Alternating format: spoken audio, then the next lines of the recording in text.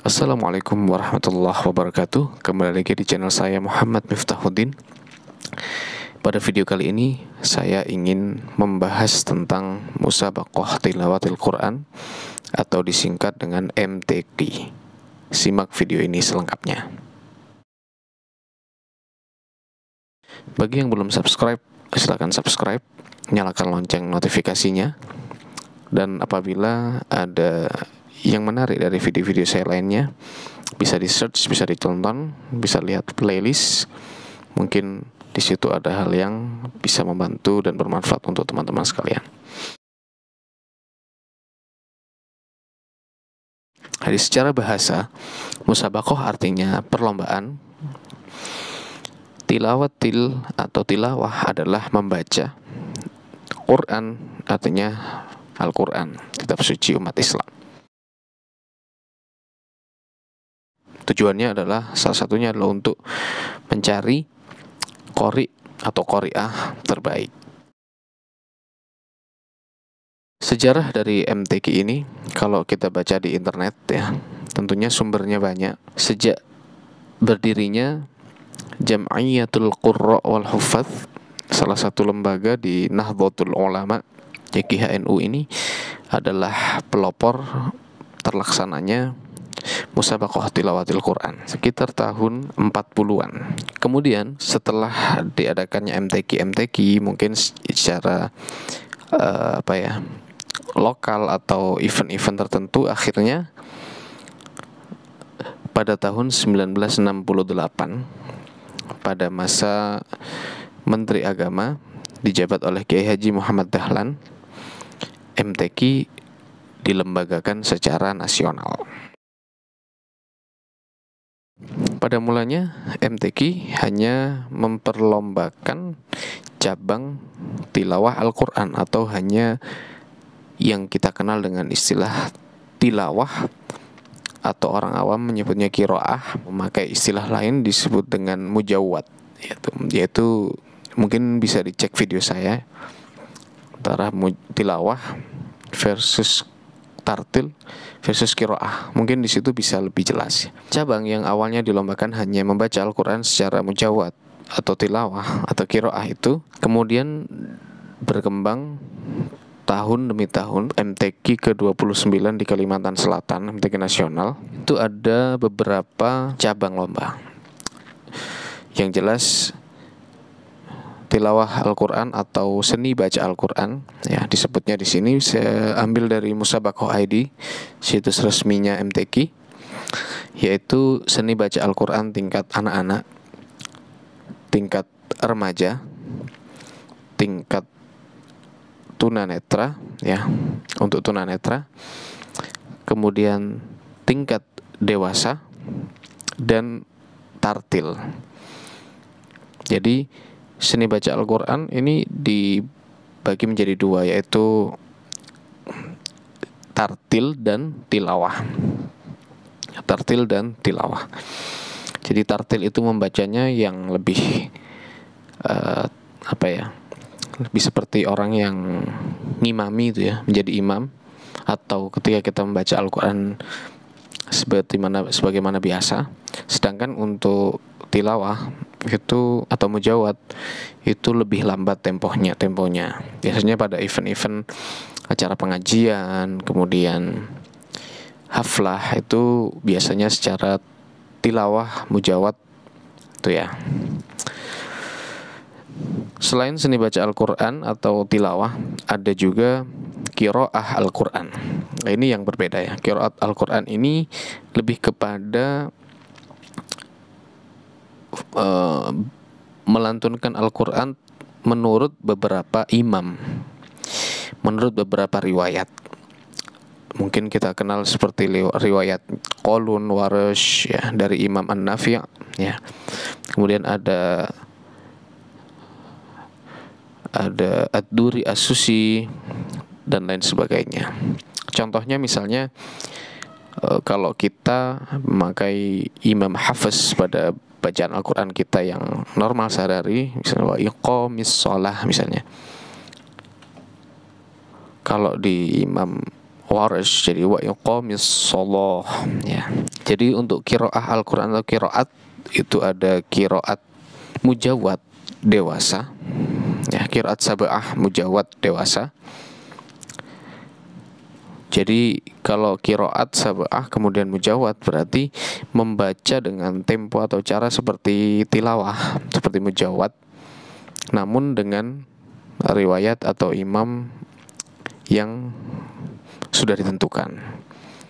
Biasanya 1 atau 2 riwayat atau 2 sampai 4 riwayat dari 2 imam yang berbeda.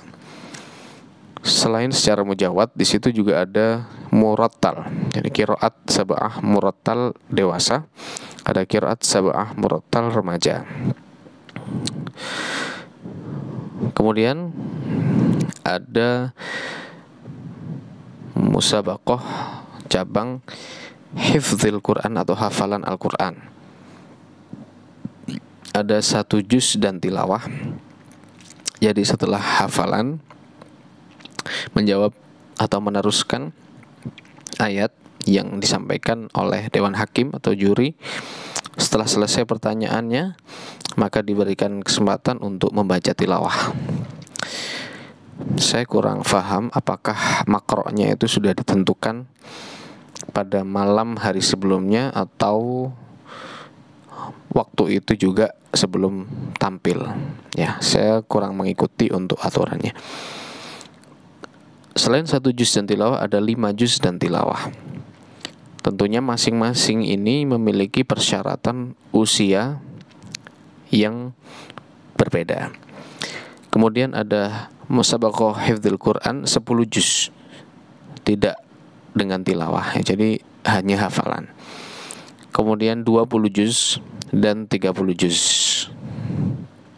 Itu untuk hafalan Al-Quran. Kemudian dilanjutkan adalah musabaqah tafsir Al-Quran. Jadi biasanya ada hafalannya dulu, seingat saya.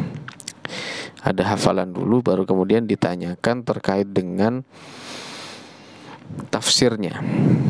Ditanyakan tentang tafsir yang sesuai dengan ayat tersebut, tematik, yaitu dengan tafsir Quran bahasa Arab yang pertama, kemudian bahasa Indonesia, dan yang ketiga bahasa Inggris.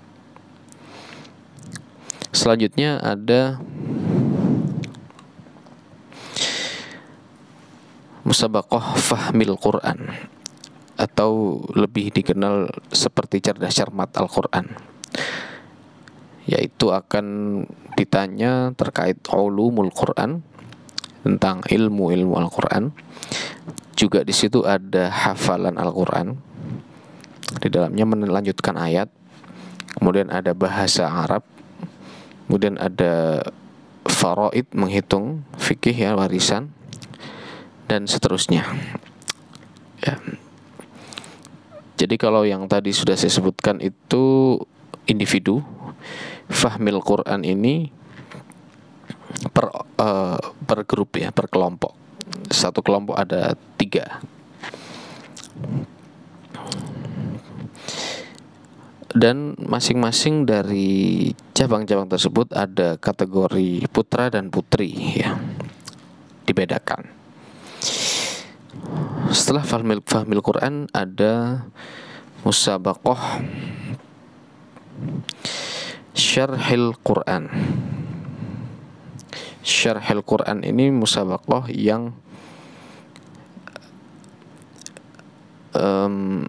menampilkan, yaitu ada yang mensyarahi atau menyampaikan isi dari ayat-ayat yang dibacakan oleh qori'nya, atau pidato ya, pidato atau ceramah. Kemudian ada yang menerjemahkan ayat-ayatnya. Jadi dibuka oleh pensyarah atau dai-nya. Kemudian mungkin di tengah penyampaian itu ada ayat dibacakan oleh qori'nya, kemudian diterjemahkan oleh penerjemahnya. Ya, nanti akan berkolaborasi untuk ya mungkin ada pengembangan pengembangan dalam penyampaiannya bisa bersama-sama. Itu dengan grup ya. Kemudian ada seni atau musabaqah khatil Quran atau kaligrafi. Ini peserta individu, yaitu ada cabang dekorasi, kemudian hiasan mushaf, kemudian naskah, yang keempat kontemporer. Jadi seni kaligrafi Al-Quran. Tentunya masing-masing cabang itu mempunyai kaidah atau aturan yang sudah punya peraturan baku ya secara keilmuannya. Kemudian ada lagi musabaqah karya tulis ilmiah Al-Quran. Ya, jadi komplit ya, membacanya yang terbaik, kemudian secara wawasan sudah sangat luas, ditambah lagi dengan kemampuan literasi, kemampuan menulis karya tulis, sehingga komplit. Dalam MTQ ini semua aspek sangat didorong untuk berkembang, sehingga dari MTQ ini membuat semangat untuk mempelajari Al-Quran dan mengembangkannya, membawanya kepada kemanfaatan yang lebih besar, itu bisa terwujud. Itu cabang-cabang dari MTQ. Kemudian kapan pelaksanaan MTQ? Tentunya itu setahu saya ya, seingat saya, pelaksanaannya itu 2 tahun sekali di tingkat kabupaten atau kota. Ya, mulai melalui tingkat kabupaten kota itu pelaksanaannya 2 tahun sekali. Saya secara pribadi pernah mengikuti pada tahun 2007. Saya berasal dari Surabaya, Provinsi Jawa Timur. 2007 saya waktu itu mengikuti musabaqah tartilil Quran, tartil Al-Quran ya, masih usia anak-anak. Kemudian 2009 di Jember, musabaqah tilawatil Quran tingkat anak-anak, cabang tilawah. Kemudian di Pasuruan 2011 tilawah remaja. 2017 di Pasuruan. Sebelumnya di Banyuwangi 2015 cabang tilawah dewasa, karena waktu itu mengisi slot kosong. Karena usia saya masih cukup, 2017 saya masih di remaja. Kemudian 2019 di Tuban. 2021 kemarin belum mengikuti karena adanya kendala terkait pekerjaan ya. Sehingga kalau bisa kita tarik kesimpulan, memang pelaksanaan di tingkat kota kabupaten itu pada tahun ganjil ya, pada tahun ganjil. Kemudian nanti di tingkat nasionalnya pada tahun genap, seperti kemarin pada tahun 2022 di Kalimantan Selatan untuk nasional. Jadi untuk pelaksanaan provinsi ya, MTQ tingkat provinsi menyesuaikan antara selesainya MTQ kabupaten kota dan sebelum MTQ nasional. Jadi akan cukup cepat waktu jarak antara provinsi ke nasional untuk waktu jarak lombanya itu.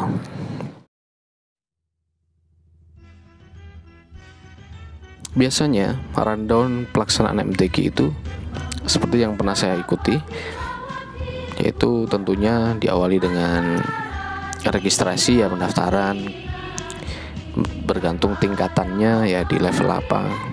Kemudian keberangkatan kepada menuju ke lokasi lomba. Kemudian di sana ada registrasi ulang, verifikasi dan lain sebagainya. Kemudian di hari atau malam selanjutnya ada pembukaan tilawatil Quran. Kemudian pelaksanaan penyisihan, babak penyisihan beberapa hari. Kemudian kalau memang ada semifinal pada lomba-lomba tertentu yang beregu, ada semifinal, misalnya pada lomba Fahmil Quran atau Cerdas Cermat Al-Quran, ada kemudian final. Biasanya puncaknya pada malam grand final itu ditampilkan musabaqah tilawatul Quran tingkat dewasa dan qiraat sab'ah mujawad, sehingga itu biasanya puncak dari final ya, puncak dari pelaksanaan MTQ. Setelah itu ada penutupan pada malam selanjutnya dan penyerahan hadiah dan pengumuman pemenang dan pengumuman juara umum.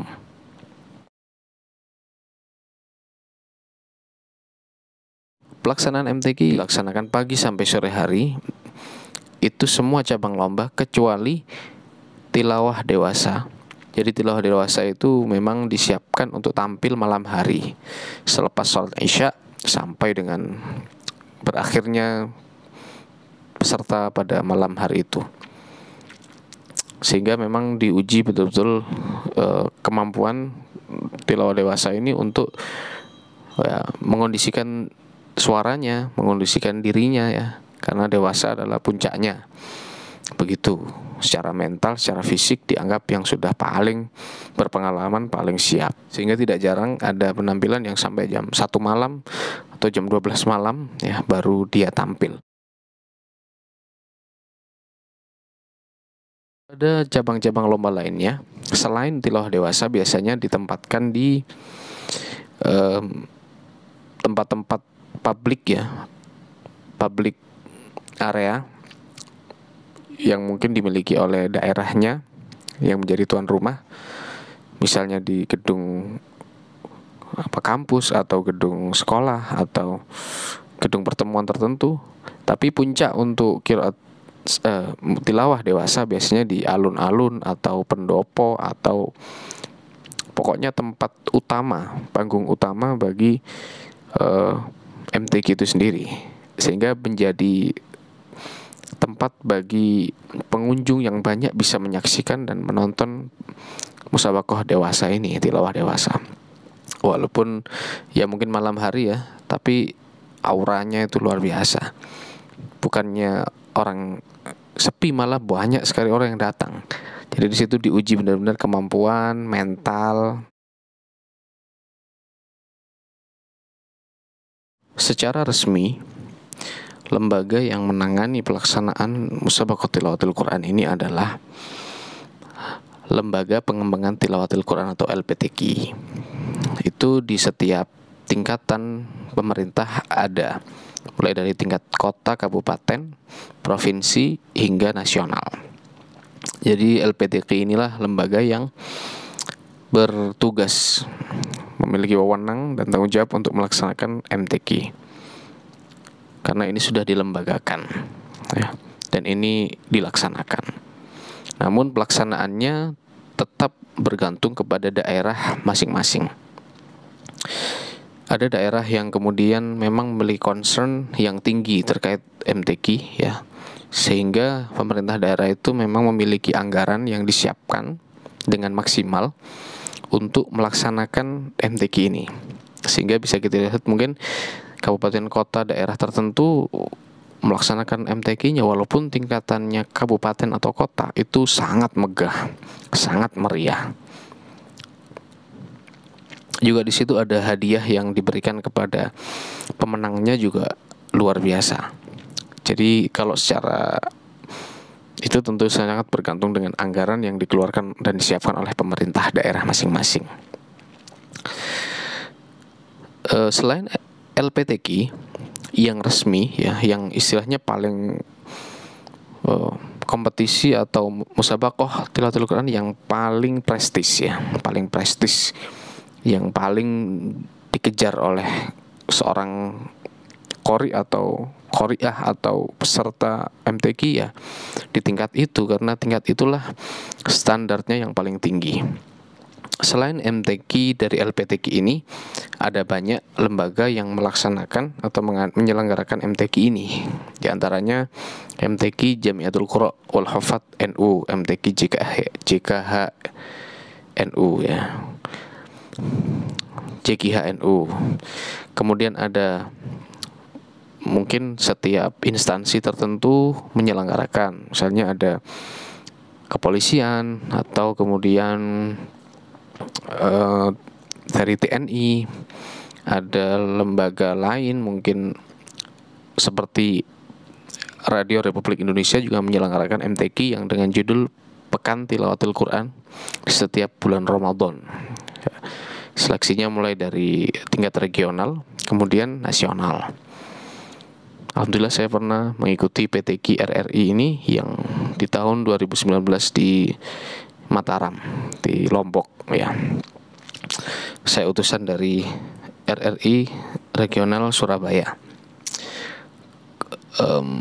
Kemudian lembaga lain mungkin yang menyelenggarakan MTQ ya, secara bisa dibilang secara swasta gitu ya kalau kita sebutnya, bisa dari biasanya penyelenggaranya dari kampus-kampus Islam, MTQ UINSA Surabaya, MTQ UIN Malang, dan kampus-kampus lain yang mungkin punya agenda rutin seperti itu ya. Bisa juga MTQ yang dilaksanakan secara online dari lembaga tertentu ya. Jadi itu yang secara nasional mungkin bisa menyelenggarakan MTQ. Kemudian untuk tingkatan internasional, setahu saya ada MTQ yang diselenggarakan oleh Malaysia ya. Ini yang salah satu yang paling bergengsi. Kemudian MTQ yang diselenggarakan di Iran, MTQ yang diselenggarakan di kemudian Turki, India, Bangladesh, Arab Saudi, dan masih banyak negara lain, Maroko. Ya, masih banyak yang lainnya yang saya mungkin tidak sebutkan, mungkin karena ketidaktahuan saya. Jadi sangat banyak yang menyelenggarakan MTQ ini.